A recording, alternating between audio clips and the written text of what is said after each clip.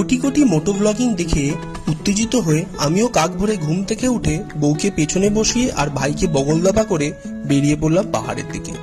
অনেকদিন পর ভোরের ঠান্ডা হাওয়া আর সূর্যোদয়ের কাঁচা রোদের ছোঁয়া পেয়ে আমার খোশমেজাজ মন আর আমাদের রাজপাখিরা রাস্তা ছেড়ে যেন আকাশে ডানা মেলল। কিছুক্ষণ যাবার পর বউয়ের পেটের টান রোমাঞ্চকর পাহাড়ের টানকে হার মানিয়ে দাঁড় করালো ব্রেকফাস্টের জন্য।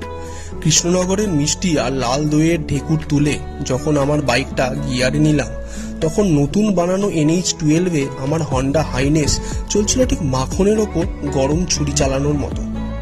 বাইকটা কিছু সময় টানার পর রাস্তার দুপাশে আম গাছে সারি দেখে বুঝলাম মালদা ঢুকে পড়েছি। চারদিকে আমের মুকুলের গন্ধ আর মালদার আমের কথা ভাবতে ভাবতেই হয়তো ভাইয়ের পেটে সাড়া দিয়েছিল। ওর ইশারাতেই লাঞ্চের জন্য একবার দাঁড়াতে হলো। আমাদের সাথে বাহন দুটোরও স্টমাক রিফিল করে আবার উত্তেজনায় ডানা মেললাম। দুপুর গড়িয়ে বিকেল হলো। রাস্তার দুপাশে গাছের ফুরফুরে হাওয়ায় কিষানগঞ্জ পেরিয়ে ডুবন্ত সূর্যকে বিদায় জানিয়ে পিসি সাজানো সুন্দর টুনি মোড়া রাস্তা দিয়ে শিলিগুড়ি পৌঁছে আজকের মতো রাইডে লাগাম টানলাম।